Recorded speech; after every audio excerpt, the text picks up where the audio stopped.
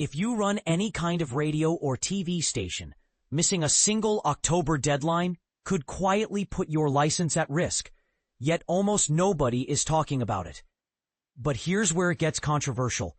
While the Federal Communications Commission, FCC, is busy tightening the screws on paperwork, it's simultaneously hitting the pause button on the very nationwide test that proves the Emergency Alert System, EAS, actually works. That's right, no countrywide siren blast in 2025. So, are we getting safer or just better at checking boxes? Let's unpack what's really happening. 1. The non-negotiable deadline. ETRS Form 1 is due by 11:59 p.m. ET on Thursday, October 3, 2025. This isn't a suggestion. It's a regulatory requirement for every station that participates in EAS. The form lives inside the FCC's EAS Test Reporting System, ETRS portal, and collects 5 key buckets of information. Your official EAS designation. Are you a primary entry point, a participating national station, state or local primary, etc.? The specific stations you're assigned to monitor, your listening list for alerts, the precise physical location of your transmitter and control point, a rundown of the gear you rely on, encoders, decoders, UPS units, and any backup paths. Up-to-date contact details so the FCC, FEMA, or local officials can reach you at 3 a.m. when a tornado is barreling toward town. Think of Form 1 as your station's medical chart. If first responders don't know your blood type, they can't treat you in an emergency. Same logic here. 2.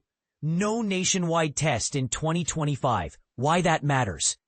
On August 4, the FCC published a short but weighty notice confirming that FEMA has scratched the biannual coast-to-coast test that normally keeps everyone on their toes. The last one was in 2023, so we're officially off the 2-year rhythm. Translation, you will not need to file the follow-up ETRS Forms 2 or 3 this cycle. Convenient? Absolutely. Reassuring? That depends on whether you believe systems stay sharp when they're never exercised. 3. Who must file versus who can breathe easy?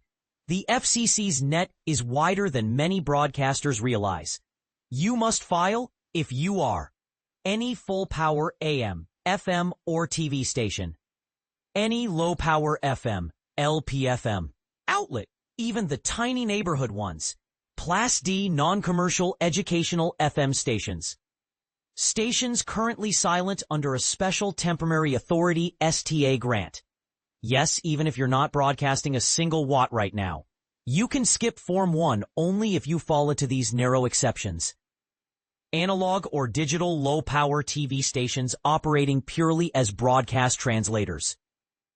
FM boosters or FM translators that do nothing but rebroadcast a local host station 24/7. Satellite or repeater stations that air 100% of a hub station's programming with no local insertion. And here's a nuance that trips people up. Third-generation LPFM stations authorized in the 2023 filing window but not yet on the air are temporarily off the hook. Once you sign on, the requirement kicks in. 4. How to file, step by step for first-timers. If you already have an FCC registration number, FRN, and a username, log straight into the ETRS portal at fcc.gov/general/EAS test reporting system. If you've never created an FCC user account, start at apps2.fcc.gov/FCC userreg pages createaccount.htm. The portal will walk you through linking your FRN, selecting your station from the database, and filling in the 5 data sections above. Budget 15 to 20 minutes if you have your equipment list handy. Budget an hour if you're scrambling to remember which decoder model you installed in 2017. 5. The elephant in the room. Does skipping the nationwide test make us less safe? Critics argue that without a live fire drill, weak links in the chain stay hidden. Misconfigured encoders, dead relay paths, or outdated contact numbers.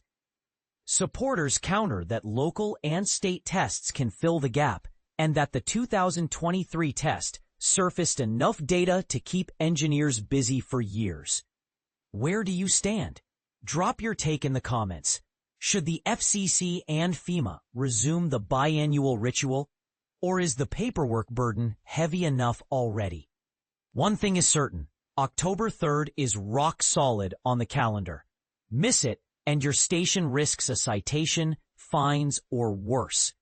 Set a calendar reminder, grab a coffee, and knock out Form 1 before the autumn leaves start falling.